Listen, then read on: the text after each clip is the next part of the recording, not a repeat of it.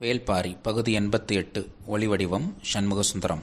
வளர்பிறை நிலவு வானில் எட்டி பார்த்து கொண்டிருந்தது. மூவேந்தர்களும் அவரவர்களுக்கான பாசறை கூடாரத்தில் இருந்தனர். முசுகுந்தர் திசைவேலரை கண்டு வேந்தர்களின் வேண்டுகோளை ஏற்கச் செய்து அழைத்து வரப் போயுள்ளார். உதியஞ்சேரலால் அவனது கூடாரத்துக்குள் இருக்க முடியவில்லை. நேற்றிரவு அந்துவனை நிலைமான் கோல் சொல்லியாக தேர்வு செய்வோம் என்று சொன்ன குலசேகர பாண்டியன் இன்று ஏன் மாற்றினார்? இதற்கான காரணம் என்ன? அதுவும் தான் சொல்லாமல் தன் அமைச்சனின் மூலம் ஏன் சொல்ல வைத்தார் என்ற கேள்விகள் அவனை குடைந்து கொண்டிருந்தன. இதில் ஏதோ சூழ்ச்சி இருக்கிறது, ஆனால் என்னவென்று புரியவில்லை என்று குழம்பி போயிருந்தவன் இது பற்றி சோழனிடம் விவாதிக்கலாம் என்று அவனது கூடாரம் நோக்கி புறப்பட்டான். செங்கன சோழன் தன் தந்தை சோழவேலனிடம் இதை பற்றி தான் விவாதித்து கொண்டிருந்தான். அந்நேரம் உதியஞ்சேரலும் உள்ளே வந்தான். நேற்றிரவு பேசியதும் இன்று காலையில் நடந்ததும் பெரும் ஐயத்தை உருவாக்குகின்றன. பாண்டியன் நமக்கு தெரியாமல் ஏதோ செய்ய பார்க்கிறான் என்றான் உதியஞ்சேரல். எனக்கும் புரியவில்லை. திசைவேலர் மிக கடுமையானவர், அறம் பிறளாதவர், கபிலர் மீது மிகுந்த பற்று கொண்டவர். அப்படியிருந்தும் அவரை கோல் சொல்லியாக நியமிப்பது எந்த வகையில் உதவி செய்யும்? நம்மிடம் அந்துவன் எனச் சொல்லிவிட்டு அவையில் ஏன் மாற்ற வேண்டும் என்று அடுக்கடுக்கான கேள்விகளோடு நாங்களும் இருக்கிறோம் என்றார் சோழவேலன். திசைவேலரும் வேண்டாம், அந்துவனும் வேண்டாம். நம் கணியன் ஒருவனை கோல் சொல்லியாக அமர்த்துவோம். அமைச்சர்கள் நாகரையனையும் வளவன்காரியையும் அனுப்பி குலசேகர பாண்டியனுக்கு தெரிவிப்போம் என்று சற்று கோபத்தோடு சொன்னான் செங்கனச்சோழன். அப்படியே செய்யலாம் என்றான் உதியஞ்சேரல்.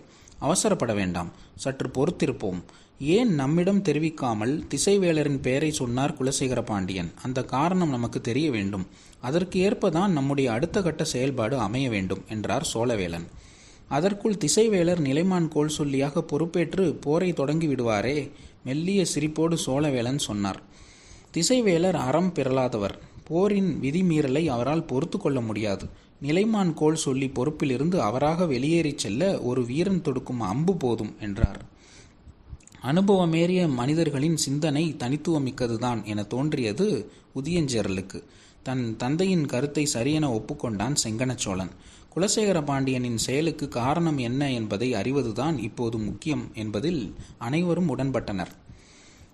பெருங்குழப்பத்திலும் கட்டுப்படுத்த முடியாத கோபத்திலும் இருந்த புதிய வெப்பன் குதிரையில் ஏறி கருங்கை வாணனை பார்க்க விரைந்தான். மருத்துவ கூடாரத்தில் இருந்த அவனோடு நேற்று நள்ளிரவு வரை பேசிக் கொண்டிருந்தான். மீண்டும் இன்றிரவு அவனை காண வந்துவிட்டான். இளவரசன் உள்ளே வந்ததும் மருத்துவர்களும் உதவியாளர்களும் கூடாரத்தை விட்டு வெளியேறினர். நேற்று இரவு மூவேந்தர்களும் கூடி என்ன பேசினார்கள் என்பது புதிய வெப்பனுக்கு தெரியாது. அவனை பொறுத்தவரை திசைவேலரை கோல் சொல்லியாக அமர்த்தியதுதான் பேர் அதிர்ச்சியாக இருந்தது. கடும் கோபத்தோடு வந்து செய்தியை கருங்கை வாணனிடம் பகிர்ந்து கொண்டான். கருங்கை வாணனுக்கும் பேர் அதிர்ச்சியாக இருந்தது. புதிய வெப்பன் சினமேறிய வார்த்தைகளை கொட்டி கொண்டிருந்தான். தொடக்கம் முதலே தந்தையின் செயல் புரிந்து கொள்ள முடியாமல் இருக்கிறது. எதையும் தெரிவிக்க மறுக்கிறார். நான் தெரிவிக்கும் எல்லாவற்றையும் மறுக்கிறார். இந்த போரில் அவர் பின்பற்றும் உத்திகள் அனைத்தும் நமக்கே புரியாத புதிராக இருக்கின்றன என்று மூச்சு விடாமல் பேசினான். கருங்கை வாணனால் இளவரசனின் கோபத்தை முழுமையாக புரிந்து கொள்ள முடிந்தது. பேரரசனின் நடவடிக்கை மிகவும் ஆழ்ந்த சிந்தனை கொண்டதாக இருக்கும். சற்றே பொறுமையாக எண்ணி பார்க்கலாம் என்று புதிய வெப்பனின் கோபத்தை மட்டுப்படுத்த முயன்றான் கருங்கை வாணன். ஆனால் புதிய வெப்பனால் எளிதில் சமாதானமாக முடியவில்லை. என் மனைவியை ஏன் மதுரையை விட்டு வெங்கல் நாட்டுக்கு வரவழைக்க வேண்டும்? அதுவும் அவள் வந்த பிறகுதான் எனக்கு செய்தி தெரிவிக்கப்படுகிறது என்றான் புதிய வெப்பன். கருங்கை வாணன் இந்த செய்தியை இப்பொழுதுதான் அறிகிறான். இளவரசியார் வெங்கல் நாட்டுக்கு வந்துள்ளாரா என கேட்டான். ஏதாவது ஒரு காரணம் இருக்கும். அவள் கபிலரின் மாணவி. போர் நடவடிக்கையில் யாரும் எதிர்பார்க்காத போது அவள் பயன்படக்கூடும் என்று சிந்தித்திருப்பார் என தோன்றுகிறது. அது நல்ல சிந்தனைதான். ஆனால் என் மனைவி வந்துள்ளதையே நான் மையூர் கிளார் சொல்லிதான் தெரிந்து கொள்கிறேன். இதையாவது பொறுத்து கொள்ளலாம். காலையில் வாரிக்கையன் என்ற கிழவன் உன் மனைவி கருவுற்று இருக்கிறாரா என அவையில் அவமதிக்கும் தொனியில் கேள்வி எழுப்பிய போது சினந்து எழுவார் என நினைத்து தந்தையை பார்த்தேன். அவரோ சிரித்து கொண்டிருக்கிறார். இது பாண்டிய நாட்டு அரண்மனை அல்ல. மற்ற இரு வேந்தர்களும் இருக்கும் அவையில் என்னை அவமானப்படுத்த வேண்டிய தேவை என்ன? என்னதான் நினைக்கிறார் அரசர் என்று கோபத்தில் சீறினான் புதிய வெப்பன். சிறிது நேரம் பதிலின்றி அமைதியாக இருந்த கருங்கை வாணன், பேரரசரின் செயல் நமக்கு கவலையை தந்தாலும் அதற்குள் ஆழ்ந்த பொருள் இருப்பதை நாம் பல நேரத்தில் உணர்ந்துள்ளோம். இதுவும் அப்படி ஒரு செயலாக இருக்கலாம் அல்லவா என கேட்டான். எதை சொல்கிறாய் என கேட்டான் புதிய வெப்பன். இளவரசியாரை உங்களுக்கு தெரிவிக்காமல் வரவழைத்ததை பற்றி கோபப்பட்ட நீங்கள் அதற்கான காரணத்தை சொல்லும்போது சரியானதுதான் என்று சொல்கிறீர்கள் அல்லவா? அதே போலதான் திசைவேளரை கோல் சொல்லியாக அமர்த்தியதற்கும் சரியான காரணம் இருக்கும் என்று தோன்றுகிறது என்றான் கருங்கைவாணன். என்ன காரணம் என்றான் புதியவர்ப்பன். வேட்டுவன் பாறையின் மீதான தாக்குதலின் தன்மையை பேரரசர் உணர்ந்திருப்பார். எதிரியின் திறன் வலிமை கொள்ளும் இடம் எது, வலிமை குன்றும் இடம் எது என்று அவரால் துல்லியமாக கணிக்க முடியும். களப்போர் என்பது பயிற்சியை அடிப்படையாக கொண்டது. பயிற்சியற்ற படை வீரர்கள் தாக்குதல் போரை போலவே களப்போரிலும் எல்லா திசைகளிலும் அளவற்ற ஆவேசத்தை வெளிப்படுத்துவர். அதனாலேயே அவர்களை சூழ்ச்சிக்குள் சிக்க வைக்க வாய்ப்பு அதிகம். அது மட்டுமல்ல, பரம்பினரை போர் விதிகளுக்குள் அடக்குவது ஏதோ ஒரு வகையில் அவர்களை கட்டுப்படுத்துவதுதான். காட்டாற்றின் வேகத்தை கரை எழுப்பிய வாய்க்காலின் வழியே பிரித்து பணிய வைப்பதைப் போலத்தான். அவர்களின் தரப்பில் கோல் சொல்லியாக கபிலர் இருக்கும்போது திசைவேளரை நமது தரப்பு கோல் சொல்லியாக தேர்ந்தெடுத்தது சிறந்த தந்திரம் என்றே நினைக்கிறேன். போர் விதிகளுக்குள் மீண்டும் மீண்டும் அவர்களை உட்படுத்தும் ஆயுதமாக கபிலரையும் திசைவேளரையும் ஒரு சேர பயன்படுத்த நினைத்துள்ளார் பேரரசர். காட்டு யானையின் இரு காதுகளிலும் இரு அங்குசங்களை மாட்ட நினைக்கிறார் பேரரசர் என்றான் கருங்கைவாணன். இப்படி ஒரு காரணத்தை புதியவர்ப்பன் சிந்திக்கவில்லை. கருங்கைவாணன் சொல்வதை கேட்கும்போது மிக நுட்பமான சூழ்ச்சியாக தோன்றியது. பேரரசரின் திட்டம் மிகவும் கவனிக்கத்தக்கதாக இருக்கிறது என்பதும் விளங்கியது. ஆனாலும் மனதுக்குள் வலி அகலவில்லை. சட்டென நினைவுக்கு வந்து மீண்டும் கேட்டான் புதியவர்ப்பன். நேற்று பரம்புடனான போருக்கு விதிகளே வகுக்கக்கூடாது என்று சொன்னாய், இன்று இப்படி பேசுகிறாய் என்று. ஆம், இப்பொழுதும் எனது நிலை அதுதான். ஆனால் விதிகள் வகுக்கப்பட்ட போர் என்று முடிவெடுத்த பிறகு சிறந்த போர் உத்திகளை பயன்படுத்த வேண்டும். இப்பொழுது பேரரசர் அதைத்தான் செய்து கொண்டிருக்கிறார் என நினைக்கிறேன் என்றான் கருங்கைவாணன். வெங்கல் நாட்டின் வடபுறத்து குடில் ஒன்றில் தங்கியிருந்தார் திசைவேளர். கபிலரும் வாரிக்கையனும் புறப்பட்ட சிறிது நேரத்திலேயே திசைவேளரை பார்க்க விரைந்தார் முசுகுந்தர். வைகை கரையில் இருந்த திசைவேளரை போருக்கான நாள் குறித்து தர சொல்லிதான் அழைத்தனர். ஆனால் அவரோ போரை தவிர்க்க கபிலர் மூலமாக ஏன் பேசி பார்க்கக்கூடாது என கேள்வி எழுப்பினார். அவர் சொன்னதை ஏற்ற வேந்தர்கள் கபிலருக்கு தூது அனுப்பி பேசி பார்த்தனர். ஆனால் பேச்சுவார்த்தை தோல்வியடைந்தது. அன்று மாலையே திசைவேளருக்கு அந்த செய்தி தெரிவிக்கப்பட்டது. அவரது சொல்லை கேட்டு வேந்தர்கள் மூவரும் பேச்சுவார்த்தை நடத்தினர். ஆனாலும் போரை தவிர்க்க முடியவில்லை. எனவே இனி அவர்கள் கேட்பது போல போருக்கான நாள் குறித்து கொடுப்பதை மறுத்து சொல்ல முடியாத நிலை திசைவேளருக்கு உருவானது. சற்று குழப்பமான மனநிலையுடனே குடில் விட்டு அகலாமல் இருந்தார் திசைவேளர். இரவு பரவும் வேளையில் குடிலுக்கு வந்து சேர்ந்தார் முசுகுந்தர். மாணவர்கள் விளக்கை ஏற்றி கொண்டிருந்தனர். செய்தி திசைவேளருக்கு சொல்லப்பட்டது. மீண்டும் நாள் குறித்து கேட்பதற்காக முசுகுந்தர் வந்துள்ளார் என நினைத்தபடி அவரை உள்ளே வரச் சொன்னார் திசைவேளர். தான் வந்துள்ள பணி எவ்வளவு கடினமானது என முசுகுந்தருக்கு நன்கு தெரியும். திசைவேளர் இதற்கு ஒப்புதல் தருவது எளிய செயலன்று. ஆனாலும் பேரரசர் குலசேகர பாண்டியனின் விருப்பத்தை நிறைவேற்றுவதில் தோல்வியடைந்து விடக்கூடாது என்ற முடிவோடு வந்திருந்தார். திசைவேளரின் முன் பணிவு குலையாமல் அதே நேரத்தில் எந்தவித தயக்கமும் இன்றி தான் மனதுக்குள் பலமுறை சொல்லி பார்த்த சொற்றொடரை தலை தாழ்த்தியபடியே கூறினார் முசுகுந்தர். இப்பெரும் போருக்கான வேந்தர் படையின் நிலைமான் கோல் சொல்லியாக தாங்கள் இருந்து வழிநடத்த வேண்டும் என்று மூவேந்தர்களும் விரும்புகின்றனர் பேராசானே என்று. போர் நிலத்தையே பார்க்கக்கூடாது என நினைப்பவனை போரின் அத்தனை கொலைகளையும் உற்று நோக்குபவனாக மாற்ற நினைக்கும் வேண்டுகோள் அவரை நடுங்கச் செய்தது. ஒரு கணம் திகைத்து போனார் திசைவேளர். அதிர்ச்சி சினமாக உருமாறியது. ஆனாலும் கட்டுப்படுத்தினார். மெல்லிய குரலில் உதிர்ந்த இலையை ஊதி தள்ளுவதைப் போல இந்த வேண்டுகோளை அப்புறப்படுத்தினார். சினமேறிய வெளிப்பாடு இல்லாதது முசுகுந்தருக்கு சற்றே ஆறுதலாக இருந்தது. ஆனாலும் அவரின் ஏற்பை பெறுவது எளிய செயலல்ல. எல்லா வகையிலும் முயன்று அவரின் ஒப்புதலை பெற மனதை ஆயத்தப்படுத்தி கொண்டார். திசைவேளர் தனது வழக்கத்துக்கு மாறான செயலை செய்து கொண்டிருந்தார். பொங்கி எழும் சினம் சொல்லின் மேல் படியாமல் பார்த்து கொண்டார். நிராகரிக்கும் ஒன்றின் மீது உணர்ச்சியை படிய விடுவது பொருளற்றது என்று அவருக்கு தோன்றியது.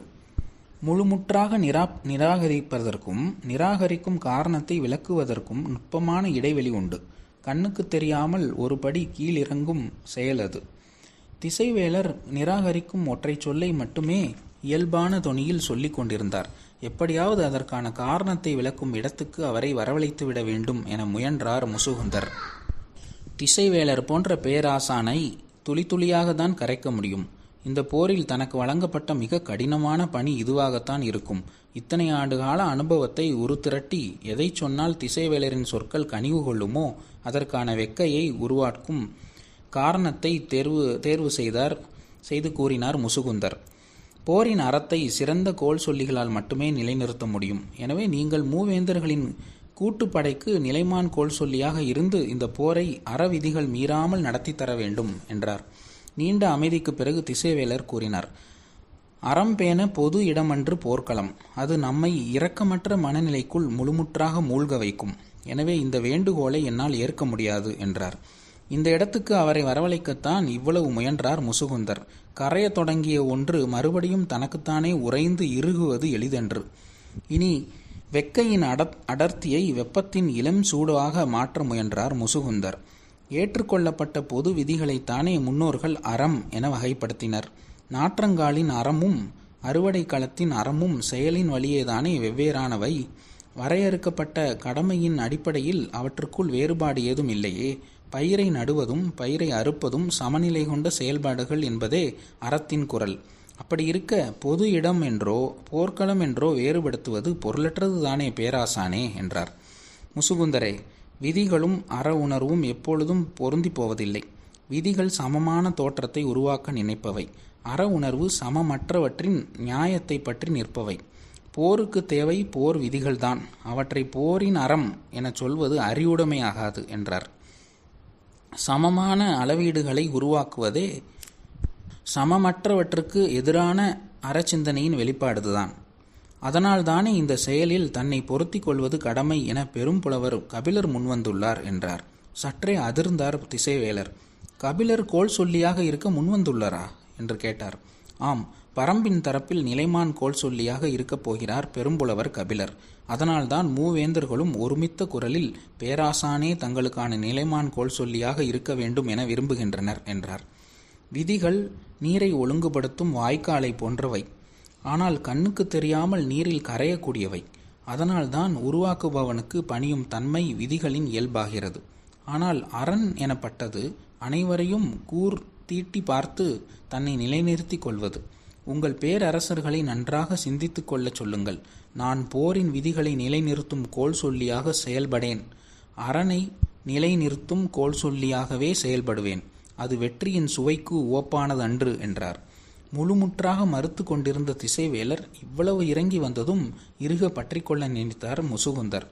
குலசேகர பாண்டியனின் உத்தரவை நிறைவேற்ற முடியாமற் போய்விடுமா என்று பதற்றம் தணிய தொடங்கியது. உறுதியான குரலில் கூறினார், இதற்கு முன் இந்த மண் காணாத பெரும் போர் இது. மூவேந்தர்கள் ஓர் அணியில் அணிவகுத்து நிற்கப் போகின்றனர். பறவைகளால் பறந்து கடக்க முடியாத நிலப்பரப்பில் வீரர்கள் வாளேந்தி நிற்பர். இந்த மாபெரும் போரை அறம் பிறலாமல் நடத்த வேண்டும் என்று பாண்டிய பேரரசர் கருதுகிறார். வரலாறு இருக்கும் வரை இந்த போர் நிலைபெறப் போகிறது. இதில் அடையப் போகும் வெற்றி எந்த வகையிலும் குறைவுடையதாக கூடாது என்பதில் குலசேகர பாண்டியன் மட்டுமல்ல, மற்ற இரு பேரரசர்களும் மிகுந்த விருப்பத்தோடு இருக்கின்றனர். எனவேதான் தங்களின் ஒப்புதல் தலையாயது என கருதுகின்றனர் என்றார் முசுகுந்தர். திசைவேலர் எதிர்ச்சொல்லின்றி அமைதியானார். வைகையின் தென் திசையில் நீங்கள் குடில் அமைத்திருந்தால் வெள்ளத்தை கடந்து அந்துவனால் வந்து உங்களை கண்டு பேசியிருக்கவே முடியாது. நீங்கள் வட திசையில் குடில் அமைத்ததே இங்கு வந்து சேர்வதற்காகத்தான். எனவே திசைவேலர் இதற்கு ஒப்புதல் தருவார் என்ற நம்பிக்கையோடு என்னை அனுப்பி வைத்தார் பேரரசர் என்றார் முசுகுந்தர். இதற்கு பிறகும் பதிலின்றி இருக்க முடியவில்லை. சற்றே தலையசைத்தார் திசைவேலர். மகிழ்ச்சி பொங்க அவரது கால் தொட்டு வணங்கினார் முசுகுந்தர். மறுநாள் அவை கூடியது. கபிலரும் வாரிக்கையனும் வந்து சேர்ந்தனர். சிறிது நேரத்தில் திசைவேலர் வந்தார். அவர் நிலைமான் கோல் சொல்லியாக இருக்க எப்படி ஒப்புக்கொண்டார் என கபிலருக்கு பெரும் வியப்பாக இருந்தது. பேரரசர்களோ அதிர்ச்சியில் உறைந்திருந்தனர். மருத்துவ கூடாரத்திலிருந்து கருங்கை வாணனும் வந்து சேர்ந்து விட்டான். குலசேகர பாண்டியனின் தந்திரம் மிக்க செயல் இது என்று அவன் நினைத்தான்.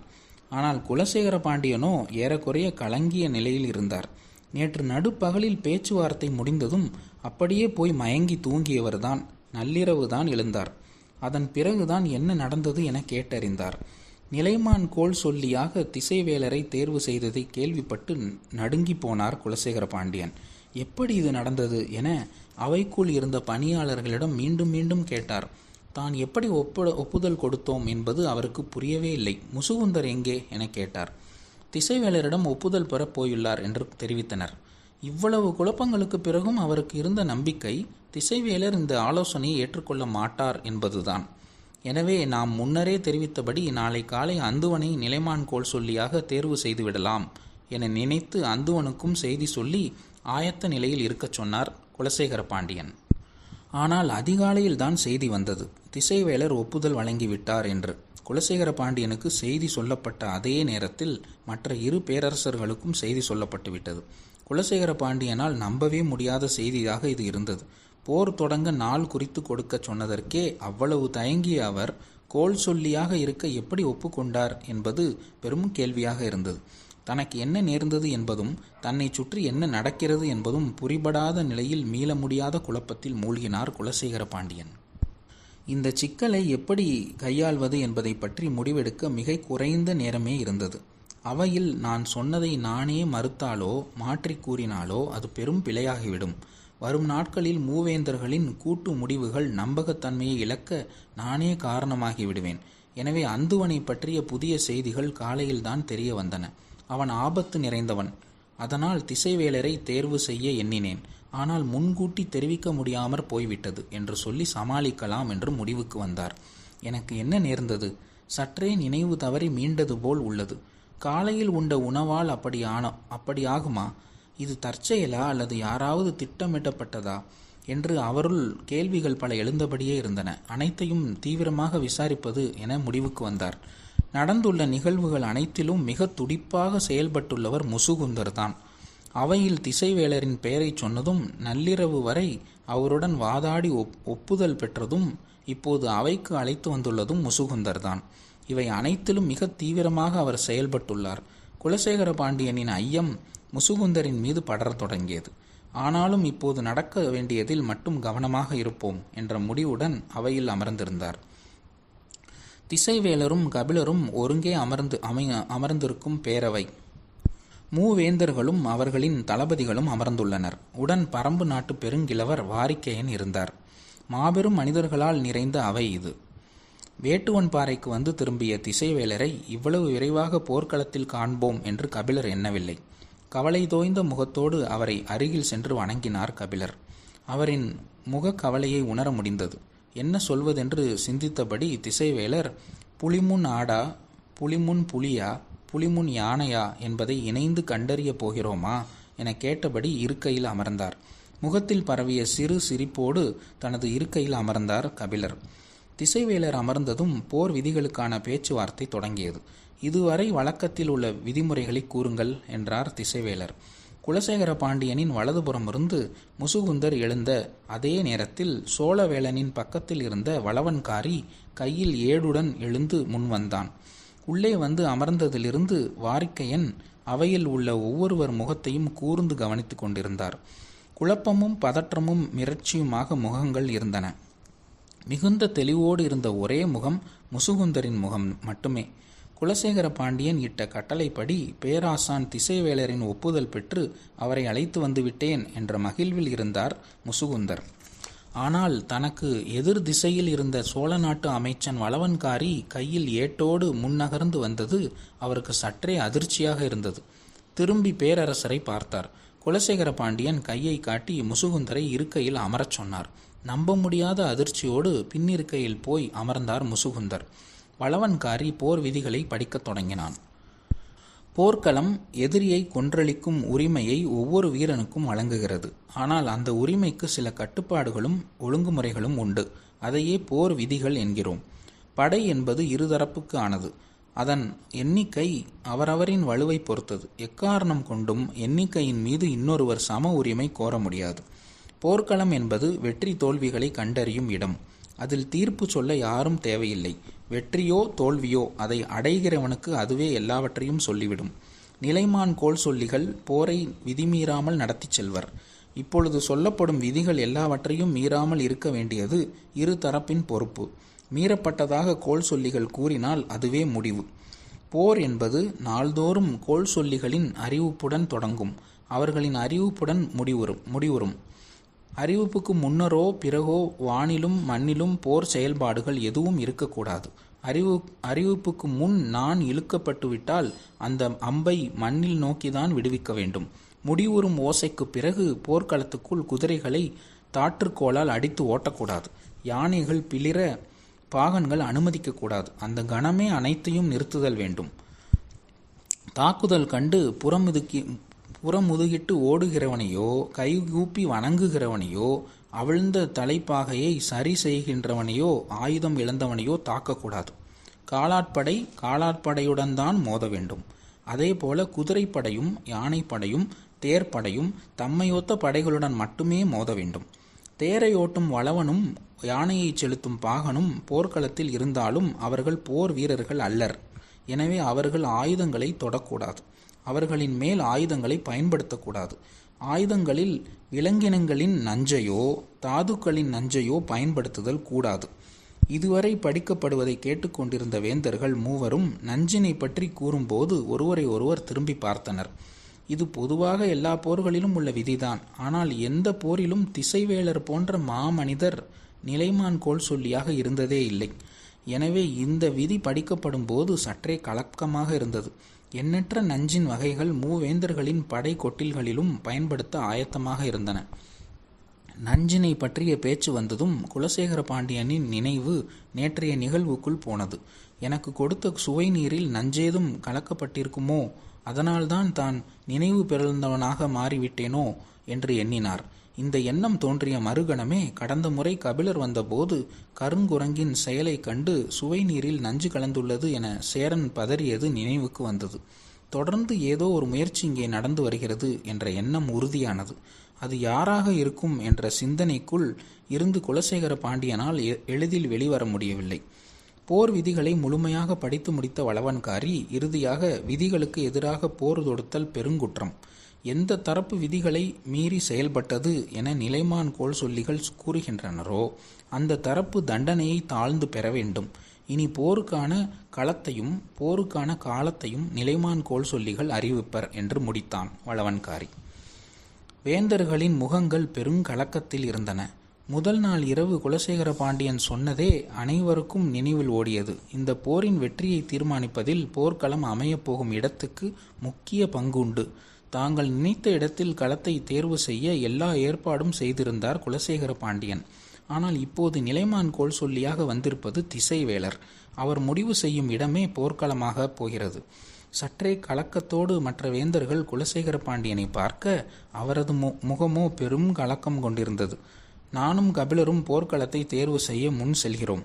எங்களின் அழைப்பு வந்ததும் இருதரப்பு தளபதிகளும் வருக. அதன் பிறகு மற்றவர்கள் வரலாம் என்று சொல்லிவிட்டு வெளியில் நின்றிருந்த தேர் நோக்கி நடந்தார் திசைவேலர். பின்தொடர்ந்தார் கபிலர். பகுதி 88 முற்றும். அன்பன் சண்முகசுந்தரம்.